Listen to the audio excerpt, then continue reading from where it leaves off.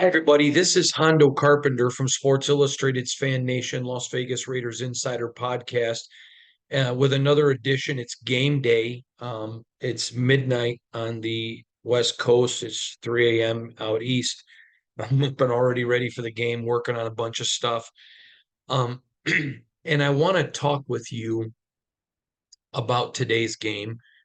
And I want to address a couple issues. I'm going to tell you exactly what I'm looking at, what I'm expecting. And of course, after the game, I'll have a podcast where I'm going to address a lot of things.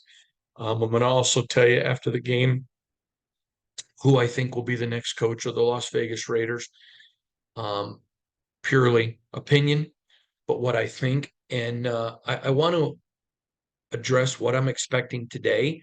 I'm going to make my prediction for today and really dive in a little bit. Now, one of the things that, by the way, thank you all for our growth. I appreciate it so much. You guys are liking and you're subscribing and you're sharing. Um, I think yesterday we had 12 or 13 pieces of content, and there are lots of great people. We are not, by any stretch of the imagination, the only ones that do a good job covering the Las Vegas Raiders. And I want you to know I would never even insinuate that because it's not truthful. But I would also tell you, pay people if you're going to pay for subscriptions who give you something different than what we give you. Don't pay for the same stuff. That's futile. But we're not the only ones. And when I say that, sometimes I think people take that the wrong way. There's some really great ones that cover this team and that I consider friends. So I'm not referring to that. But without you guys, the growth is wonderful. And we just added a new feature that's 100% free. Never miss another deep dive, another breaking story, um, another one of our amazing content from our team of writers. When you go to our website, si.com/NFL/Raiders, in the upper right hand corner, there's a link that says newsletter. Just click that and you can sign up. We don't sell your information, but 3 days a week, Monday, Wednesday, and Friday, we'll send you an email with all the latest stories so you'll never miss anything again. It's 100% free. Please take the time to go do that. I'd appreciate it if you would. Again, also thank you for following us on Instagram, IG, and at Hondo SR Senior, and then for following me on X or Twitter at Hondo Carpenter. But I want to address something because someone said something that I thought was very powerful on social media. And I wanted to address it. I have always endeavored with you guys. You may not agree with my opinions, and I'm fine with that. I'm not God. And, I know a lot of media who get upset when people disagree with them and talk down to them. That's just dumb to me. You guys are my bosses, number one. Number two, Um, the only time I ever get irritated with people is not when they disagree with me, but when they'll make statements like Josh Jacobs quit on this team. Okay, well, I'm there. I know Josh. I know the situation. He didn't quit on this team. He didn't quit on this team. So I get angry not when people disagree with me, but when they attack other people's character and I know it to be not truthful. That does irritate me, and I admit it 100%. Not me, but when it's other people. And someone said to me, I know you want AP, but what do you think happens? And I said to them, I'm going to address this on my post game podcast. Um, but I said to them, that just percolated up here for a while. And I do want AP to get the job. You all know that. But I felt like you all deserved an explanation of at least why I feel that way. You can totally agree with me. I'm good with that. I'm not God. I'm happily married to the most wonderful woman in the world. And guess what? She disagrees with me from time to time. There have been times I've had opinions, and an hour and a half later, I change my opinion. I disagree with me. I get that. I want you to know that doesn't bother me, and I have no problem when you say, hey, I disagree with you. But I want to tell you why I want AP to get it, because I do have a reason, and I think it's a valid one. You may not, which is fine, but it's just not wantonly wanting him to get it. There's a reason, and so I'm going to talk about that. If you've listened for very long, you've heard me tell the story. Matt Millen is a dear friend of mine. I love Matt. And many of you know a few years ago, we almost lost Matt. And thank God he was able to get a heart transplant. And by the way, he's doing very well. Talked with him just the other day. And Pat is doing well, his beautiful wife. Um, but Matt said to me, every NFL team, their fans think they're part of the team. But the Raiders is the only team where the players think the fans are part of the team. And I told you that just, you ever had something said to you that just got down in your heart and you took it and you're like, you grabbed it and thought, man, I got to pontificate that. I got to think about that. It was one of the most powerful things I've ever heard in sports. Now, growing up in the Midwest, every Monday night seemed like was the Raiders. And so I remember watching Monday Night Football with my dad every week. It was a big deal. My dad loved football. It was the only night I got to stay up past my bedtime. My bedtime was 9 o'clock when I was little. And I know it's hard to believe I was ever little, but I was little and my bedtime was 9 when I was little. And I was allowed on Monday nights to stay up late as long as on Tuesday I was good. Didn't have any attitude issues. If I did, then I wouldn't get to stay up the next Monday night. And was great to watch those with my dad. Well, my dad loved the toughness of the Raiders. He loved the way Al Davis ran the Raiders, all of that. So while we weren't fans, we were certainly extremely respectful of the Raiders. And so I always had great respect for the Raiders. And then with my friendship with Matt, it just grew. And through Matt, I got to meet Al Davis a couple times and exponentially my respect went through the roof because I just think so highly of Al Davis. And primarily because of stories I can't share now. One day I will, but I can't share now about Al and things that Matt taught me about Al. And so when Matt said that, I took it to heart. So 4 years ago, when the Raiders moved here, I moved here to cover the team. And one of the only reasons I was willing to walk away from the Big Ten and covering some other things to do this was because it was the Raiders. They're an iconic franchise. I don't know that I would have moved anywhere else to cover any other team. In fact, I'm almost certain, maybe one other team, but I'm almost certain I wouldn't have gone anywhere else because of what I had learned about the Raiders. This was unlike any franchise, committed to the fans, committed to the players. Matt talked about that. You saw it. It was something about the Raider organization. They were always about, as Al said to me, Raiders. I don't know if you guys remember this, but first time I met Al Davis, I'm with Matt Millen. Matt says, "Hey, Al, this is my friend Hondo I told you about. He's one of our beat guys that covers us." And he introduced me. And now you have to understand, Al was very, very short. I'm not. And Al looked at me and he went,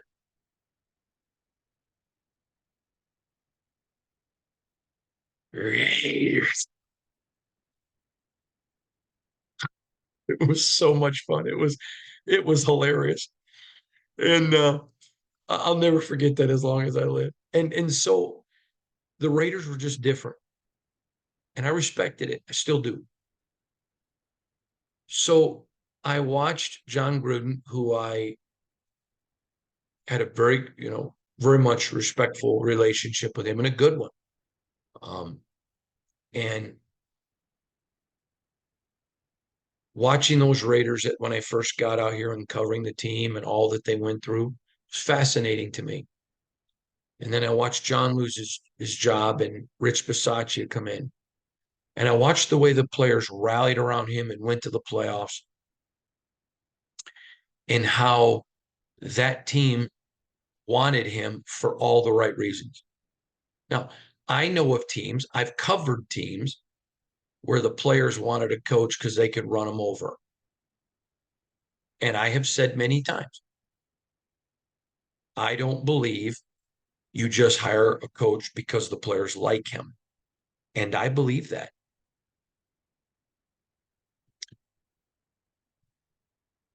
But Rich was different. It wasn't just because the players liked him. He was tough. Was he a strategic X's and O guy? No. He was a special teams guy, but so was John Harbaugh. And as you know, my friend and mentor, Rick Gosselin, considered by many the greatest NFL writer of all time, um, has said many times he can't believe more special teams coaches don't get jobs. Some of the greats were special teams coaches because they touch both the offense and the defense. A defensive coordinator just deals with defensive players. An offensive coordinator just deals with offensive players. But a special team guy deals with everybody. And the way they played for him, he was tough, was demanding, but I thought, okay, the way this franchise is, the way they listen to their players, the way they listen to their fans, he's not just a coach that the players run over because they don't run over him. This is a no-brainer. And Mark ignored his locker room. So along comes Antonio Pierce. I don't need to get into a litany of his resume. I've already gone over with you the similarities between him and Art Shell, him and Tom Flores, him and John Madden. He is a guy that is a leader of men. Now, I know this isn't going to be popular and I'm going to get ripped for it. I'm fine with that. I'm good. Go ahead, rip me.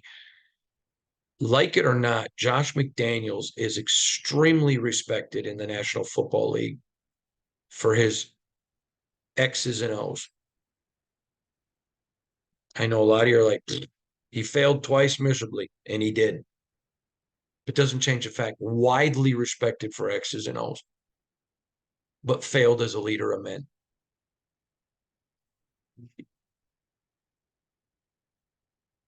Here comes AP. Not the X's and O's man that Josh McDaniels is. And I believe AP would tell you that because he's ruthlessly honest. But what is he? He's a leader of men. He puts a boot in guys' butts. He loves them like Bisaccia, but he leads them. I had a NFL player say this to me this week, who's had dealings with Mike Tomlin as a position coach and has had dealings with Antonio Pierce as a position coach. Who told me? Same guy, exact same guy, and said I would love for him to get the job because he's Mike Tomlin and he's going to be great for the Raiders. He will hire coaches who are the X's and O's guy. He doesn't have to do anything with Patrick Graham, but he'll hire the guys who are X's and O guys at coordinators, and let's roll, is what he's going to say, and go make it happen. So here is Mark Davis. Now, you guys also know I highly respect Mark. I think he's an honorable and a good guy. I have seen nothing from Mark that makes me say scumbag, jerk. I've seen some bad decisions that I didn't agree with, but I've seen bad decisions in my own life I didn't agree with. But here comes Mark Davis, who I believe has been very open about his feelings about his football acumen compared to his father. And I've always said, 100 times better businessman than his dad. But I don't think he has a lot of confidence in his ability and acumen. I think it's why he so desperately wants a great leader. He wanted a John Gruden, gives him a 10-year deal, believes that Josh McDaniels, because everybody else in the league respects him as a X's and O guy. All right, let's go pay him a ton of money. And I want Mark Davis to succeed. I do. I'm not a Raider fan, but I'm a fan of good people, and they're good people. I want AP to get it for several reasons. I want him to get it because I believe he's earned it.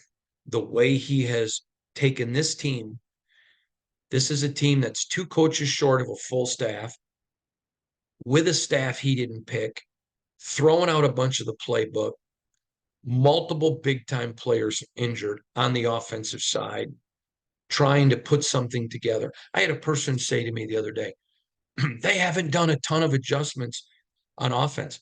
Clearly, then you're not watching. Aiden O'Connell's a different quarterback with his ball protection. He's second only to CJ Stroud, I believe, according to PFF, is where I read it. To CJ Stroud, the second highest rated rookie quarterback. Protecting of the football. Goes on the road. They don't win that game if he's the Aiden O'Connell of old with the turnovers that we saw earlier, under Josh McDaniels. And again, he's gotten better every week despite down two offensive coaches. He inherited a terrible offense with a lot of weapons, but a terrible offense. But I said to this person, okay, what do you want him to do? You play on a Sunday. Monday and Tuesday are off days. You come in for treatment. Wednesday is your first work day. And then Thursday. That's where you implement the game plan. Friday is a simple walkthrough. And then Saturday, you relax getting ready for the game. So you have two practices. How much do you expect to implement in two practices, which are an hour and 15, an hour and 30 minutes? How much do you fully expect to overhaul the team? Oh, by the way, with a rookie offensive coordinator. No one is pretending this offense is where it should be. I'm not pretending that. I don't think any of you are. But when you look at everything he's had going against him, he's 4-4. The team is fighting. They're not the same team. If you say they're the same team, and we're talking about the eye test, how they play, then you're being disingenuous. If you say you don't want AP, I'm good with that. Then just be honest and say it's not who I want. I want Harbaugh, or I want Gruden, or you want whoever. Okay, that's cool. That. I'm not going to call you out for that opinion. Those are great coaches. But to say, oh, they're just the same, then and not take into everything that he's had to deal with, that's unfair. Unfair and disingenuous. So you look at everything that he has to deal with, excuse me. You look at how they've responded. The defense now, tremendous. The offense, spectacular? No. But still, two major outbursts against two not very good teams. But I have a question. How many times in the past have the Raiders lost and not performed against teams they should have and played down to their competition? You can very easily say, okay, the Minnesota game. Mm-hmm. Yep, Minnesota game was terrible. Shouldn't have lost it. Indianapolis should not have lost it. But the defense didn't not show up. And in both games, Aiden didn't throw 4 or 5 interceptions. You know, you're down multiple offensive linemen. You're down your number one tight end. You're down your uh, running back. And again, this is the NFL. You play with who's ever there. I'm not making an excuse. I'm pointing out reality. They still should have been better. But this team has responded to him. And here's my deal.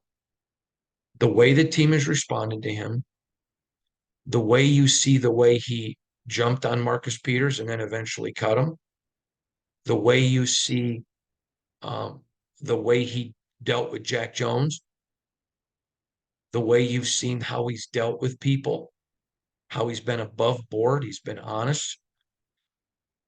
And then I've had people say, well, Hondo, you keep telling us, look at what the players are saying. What do you expect them to say? Okay, that's a very fair statement.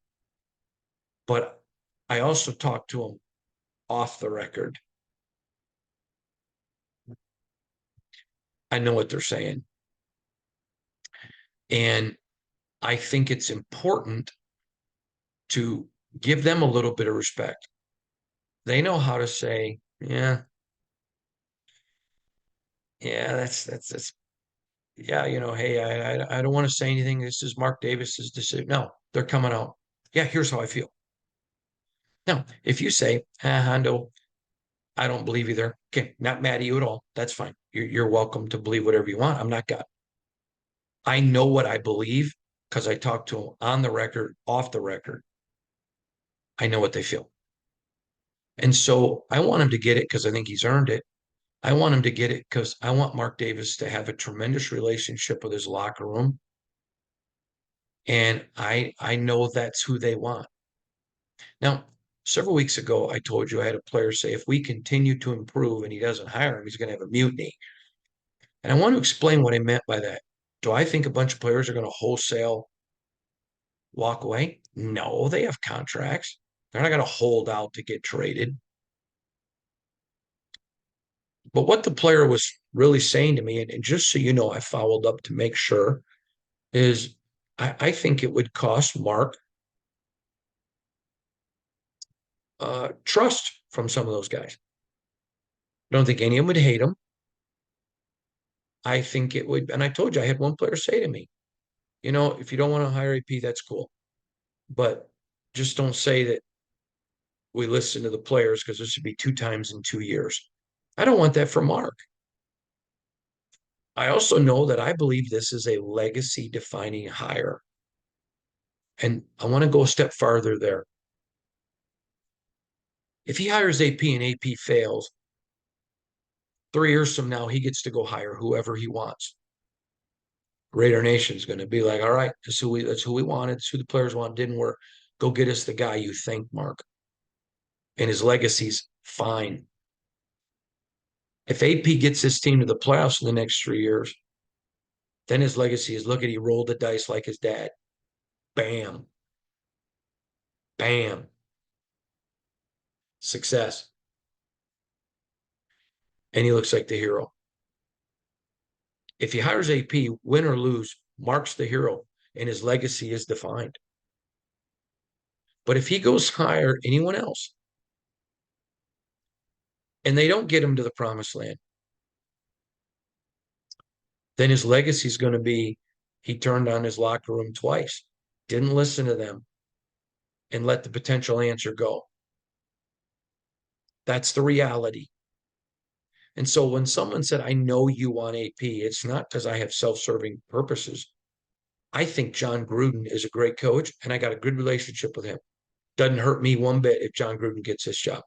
Not one. I think the chances are minimal. I think Mark would love it, but I think the chances are minimal. But I think he's still one of the 3 guys in the race. I like Jim Harbaugh. Covered him at Michigan. Great coach. Great coach. Great coach. Cut his teeth with the Raiders as a quarterback coach. Okay, it's going to cost a ton of money, and he will be the boss. I think Mark's been hurt a little bit from that. I think that hurts in the NFL. Very few coaches are able to do that. And make no mistake, if Jim gets hired, no matter what you're told, he's going to be the boss, which is fine. There's nothing wrong with that. That's what it takes to go get a Jim Harbaugh. But I think that's a risky scenario in today's NFL when I just think it is. And secondly, I would never root against Jim. Good guy. You can make a case great. I mean, he's the best candidate for the job, but I don't think he's better than AP for this team right now. And let me go one step farther. If I'm an owner of any of the other 31 NFL teams and I'm hiring a coach, my first choice is Jim Harbaugh. First choice. First choice. He's a winner.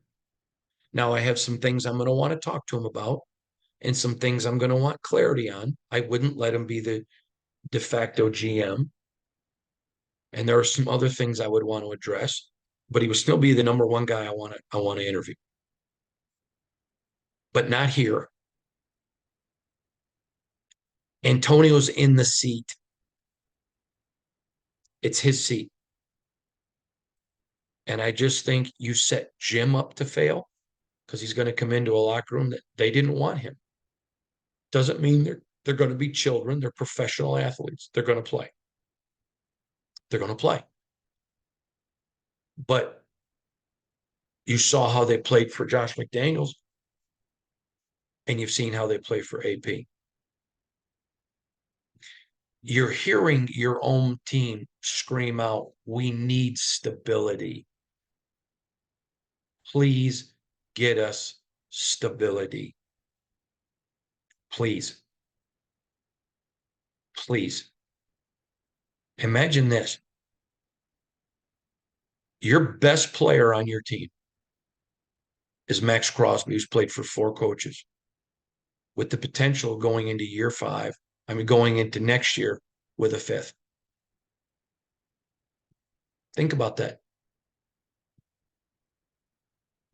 And so these are all the reasons that go into it.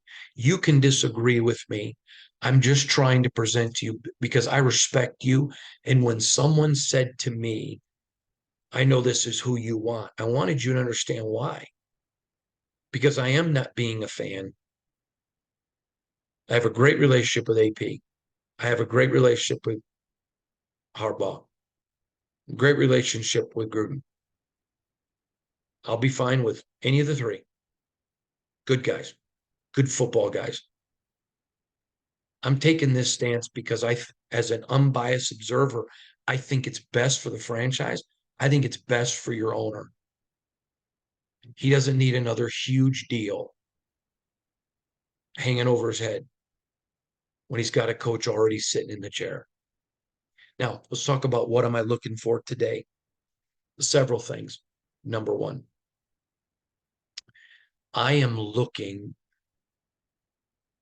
for this Raider team to come out and make a statement. They want him. They're all pressing for him. Now, here's the deal. 2 things about that. Years ago, I covered Michigan State, and they won the Rose Bowl playing Stanford. And Mark D'Antonio, the coach of the Spartans, told his team, because in college, there's such a long wait from the end of the year, the Big Ten championship game, waiting for the Rose Bowl. But Mark D'Antonio told his team, "Don't let the lion out of the cage." It was one of the most brilliant things I've ever heard a coach say. And what he was literally saying is keep your emotion in. And then when you step on the Rose Bowl field, let it out then. Don't let all your emotion out. For example, when I have a story to write or a podcast to produce, I never talk about it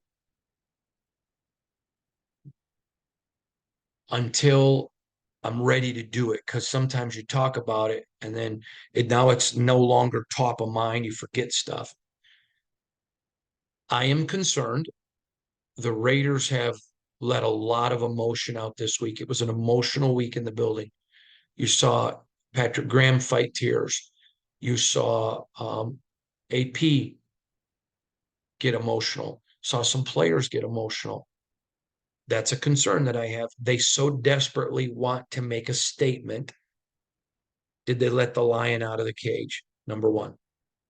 Second concern that I have is that when you want something so bad, you press for it.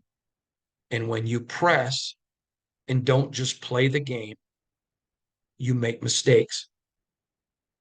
There's a couple times this year we've watched Aiden O'Connell or the offense make some mistakes because they were pressing. That's a concern that I have. It's a legitimate concern that I have today. So I'm really weighing this in a big way. So I told you all that because I want you, I always feel, and I'm always going to feel this way. So it's not an apology. I owe you to know what am I thinking up here as I disseminate information to you. You know, you are graciously taking the time on a Sunday morning before a game to talk with me. Thank you. And so I owe you that respect. I want you to know what goes into my thinking. I believe the Raiders are a better team. I believe the Raiders players are much more in sync with their coach than the Broncos are. I believe this Raider team is beyond hungry. They're famished. They want to end on a positive note. They want this so bad for AP. We may get out there and you watch the game and don't say anything about the first quarter. Wait till you get into the third before you make this analogy. And you may say in the third quarter, boy, Hondo, you're right. They kind of let the line out of the cage. They look a little flat. Or, boy, you can tell they're pressing. It's just like last week. The defensive line did not get a lot of pressure in Indianapolis. Okay, but did you notice Max is playing at 60%? So they didn't triple team him. And did you notice how many times him and Kuntz were both double teamed? I had people say this week, oh, they just quit last week. They quit after the Chiefs. No heart. Look at even Max and the defense quit. No, Max is playing at 60%, and they now were able to double team Kuntz and him. They were able to take a triple team off of him because he's at 60% and move one guy over. And long story. But, anyways, nobody quit. So we may get to the third quarter and say, man, they seem flat. They let the lion out of the cage all week, or they're pressing. And those will be legitimate things I'm watching for, especially third quarter. I don't remember a team that I've ever covered, and I've done this a long time, as hungry. And I told you, I called the Raiders win over the Chiefs. I told you, I just saw it that way. Now, I also told you I had the Chiefs favored in 6 of the 4 categories, and you all know I do games by 10. I have 10 things I rate.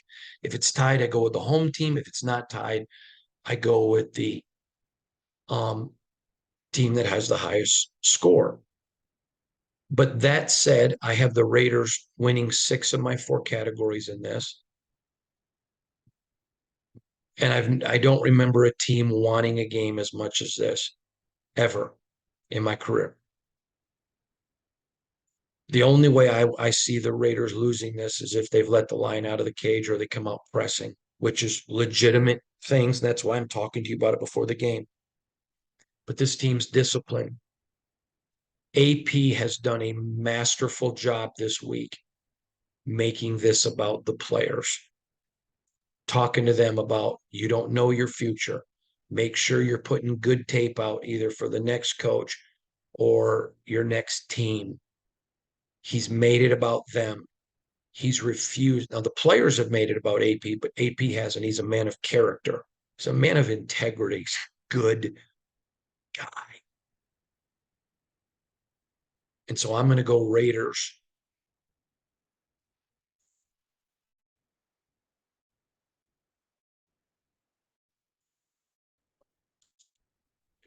About why I feel like and why I want him to get the job. In the 4 years I've covered this team, it is the first time that I felt this team has looked like the Raiders I used to watch as a kid. And the Raiders Matt Millen talked about. It's the first time they've been led by a Raider. Rich Bisaccia, good man, embodied a lot of what the Raiders are about. And I think he would have morphed into a great coach. I really do. I think he would have done a great job. I think the Raiders would be in the playoffs today. And if he had gotten the job and the team would have stability, but they don't. He's not here. And so, for all the reasons I gave you about AP, and he's one of yours, he understands his culture. Listen, I'm learning the Raider culture. Now, you know what? People rip me. Oh, I don't want you to be the our beat writer. You don't understand us. Okay, that's fine. I have no problem with that. But my job's not to be that guy. My job's not to be fan. But I owe it to you to learn your culture. I've become friends with Violator. I am. I took a day this week. Went to L.A. for a very important deep dive article I've got coming in a few weeks that you are all going to be, wow. I'm learning and gathering as much information as I can, learning the history. I love the articles 3 times a week. Well, during the seasons, it's 2 times a week, where Tom Lamar, one of our writers, who's covered the Raiders for 50 years, writes a history paper. I read those things ravenously. I love meeting I told you Jim Otto was my dad's favorite player. I love Jim Otto, getting to talk to him, Tom Flores, all these great people. And as I learn the culture even more, this is the first time you guys have been the Raiders. Listen, John Gruden was a great guy. I like Johnny. I do. Good guy, boisterous, outgoing, flamboyant. But he was a Buccaneer. He was a Philadelphia Eagle. He was a Raider, but he really was just John Gruden. He was his own, he was an icon. Rich Bisaccia, super respected football guy. A lot of different things were part of him. Josh McDaniels, he was a Patriot. And they were trying to make things in the Patriot mold. Yes, as a Raider, but they wanted to make it the Patriot way in silver and black. This guy is one of your own. And I'm going to end with this about AP. All I have ever heard from everybody is Raider Nation is a family. It's all I've ever heard. All I've ever heard. This guy's part of your family. He's one of you. He was telling us a story the other day about his first game, and he's sitting way up high in the Oakland Alameda Coliseum, looking down at the black hole, watching Bo Jackson in a game that against the Chiefs.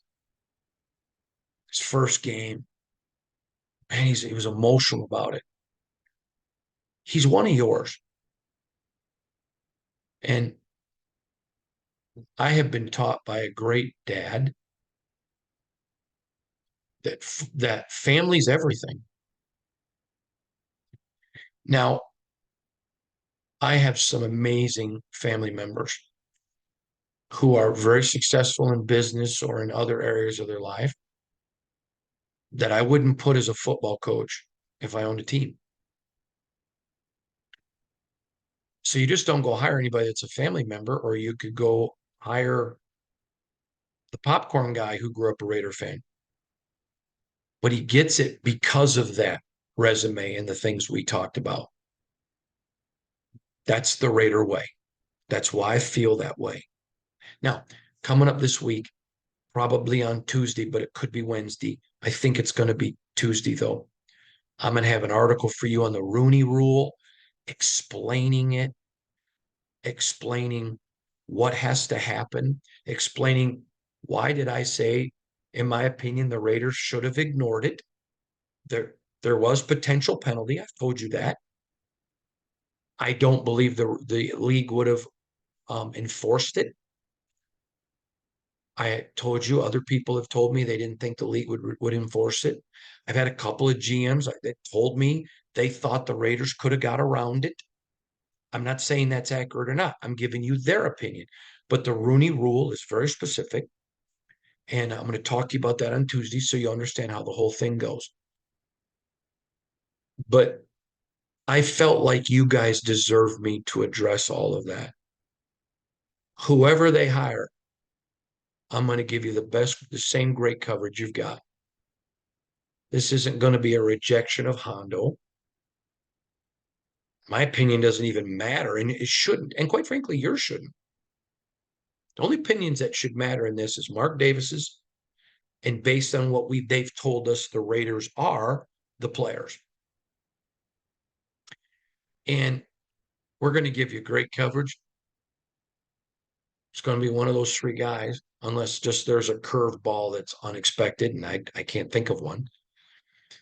And all three are great coaches, and the Raiders will move on. But that's why. And I hope I've presented it to you. I hope, even if you disagree with me, that you feel respected, that at least I presented why I felt that way. And I hope you understand my prediction for today. I know it's early because you wouldn't watch this after the game started. But for those of you that took time to watch it, I want you to know I appreciate you. I am grateful for you. And I'm thankful for you. You're tremendous people. I'm going to be out in Lot J later today. So if you're in the area and you're going to be tailgating, please look for me. If you're in the area but don't have a ticket, come on down to Lot J and tailgate. I'm telling you, if you've never been there, and I'm going to tell you, if you're in town and you're a Bronco fan, go to Lot J. There's going to be a lot of them. They're some of the most wonderful people in the entire world. I have learned to, I I have always respected Raider Nation, but I just love them. Great people, and just some of the finest people you ever meet in your life. So, from me to you, I appreciate you. We're going to have podcasts every day during the off season, just like we do during. We cover this team 365 days a year. Ain't nothing going to change. We're going to bring you the best coverage that we can and give it to you. We'll see you after the game. I hope you join me on social media, on X, formerly known as Twitter, at Hondo Carpenter. Don't forget at the website, si.com/NFL/Raiders. Upper right-hand corner is our newsletter, but you can also join us there. We have a live game thread. So maybe you're at work and can't watch. You can just keep updating that. Anytime there's a score, a penalty, a turnover, something big, we just put it right in the thread of the article so you all can get all that information. So from all of us here at the team, thank you for being you. It's the last game of the season. We now go into instantaneously talking about the draft, instantaneously talking about the combine, talking about free agency, talking about OTAs and mini camps.